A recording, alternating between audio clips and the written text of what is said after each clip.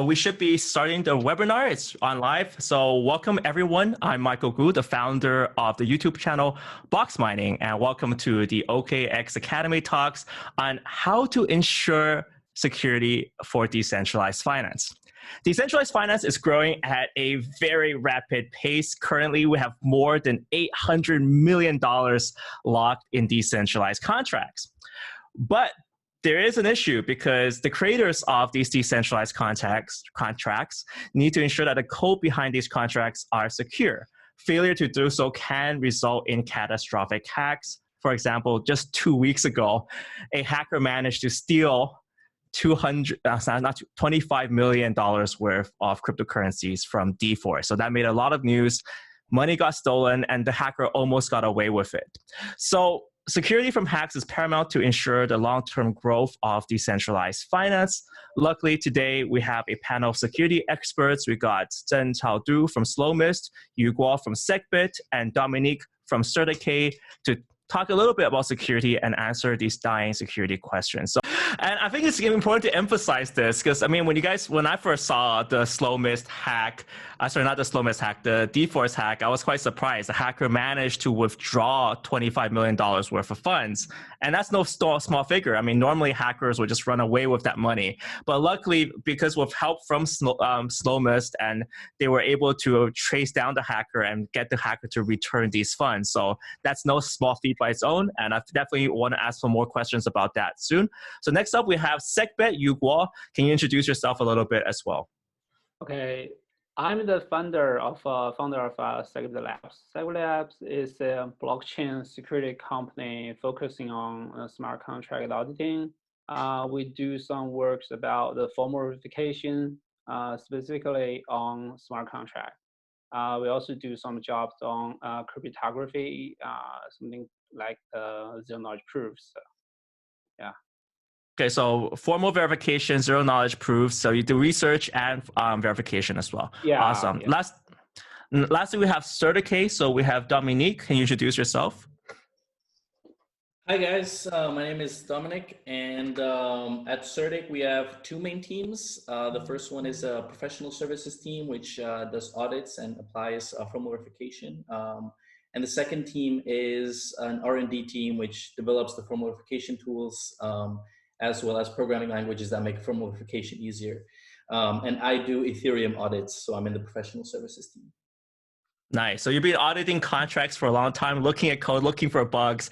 Okay, so we have three of these experts here. You definitely know these guys have a lot of background, lots of knowledge, and lots of wealth we want to share with you guys. And because this is a webinar, I do want to bring the attention to the answer and questions section. So during this talk, if you guys have any questions and you want to ask, and any security issues, especially if you guys are investing in the space, I definitely encourage you to ask some questions. They'll be available, and we'll answer the questions towards the end and once we have this Q&A section set up. So it's on Zoom, ask some questions. So first question, I want to do this lighthearted question to you guys. I saw this post, right? So obviously we have a lot of people on Twitter, and one of the posts that caught my attention was, I only learn about DeFi when a project fails and loses funds. So obviously it's joking about DeFi. They only learn about DeFi when it fails. Obviously, there's a lot of people very pessimistic about DeFi, thinking that DeFi will never take off in the long term, despite more and more money being locked up in there. So do you guys think security risks are the biggest weakness of DeFi? Do you think that we'll ever be able to kind of have secure DeFi contracts out there? So I guess we'll start off with Slowmist, I guess. By your pardon, you say that if we can ever achieve complete security with DeFi? Yes. So can we actually achieve a good security and to grow DeFi? I think complete security is not possible for any products, including DeFi.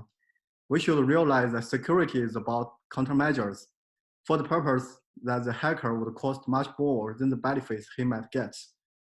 And the security is dynamic. New scenarios, new techniques, and the iteration of DeFi products could cause new security problems. So I think complete security is not quite possible. So you think complete security is not possible, but also, I guess you looked a lot and helped a lot with the DForce hack where $25 million was stolen. Do you think it would have been preventable? And how did you guys acquire? So two questions, actually. So do you think it would have been preventable? And second question is, how did you guys even get the money back? If I come up with questions, I wanted a take-home message for any of our viewers watching here. So obviously, we all own digital assets, and securing up these digital assets is important. So what would be the one tip you would give to our viewers? So I'll start with Dominic from CertiK. What would you give one tip if you can kind of give them one advice, one security tip? What would that be? Yeah. It would definitely be read audit reports of any decentralized application that you use. We see very often that the report mentions a major critical vulnerability, and if it does, then probably you shouldn't be using that app. So that if I had to put one tip, that would be that. So I guess you have a good running record of being safe, and it's always. Do you always read these tips? Do you always read these reports? How do users even access these reports? Well, I guess the companies themselves should make them public. Yeah, I think that's definitely a must. The company should make it public as as a signal to its users that yes, we are secure, and if there is no audit report, don't use the app. Right. So no report, no app, basically. That's what you would say, right? Someone's like, yo, download this app. And you're like, no, give me that report first. Okay. Got it. Sure. Finally, I think just jumping back, I hope the internet's better. Do you also think we have too much money in DeFi right now? It's too much? Okay, it's not too much.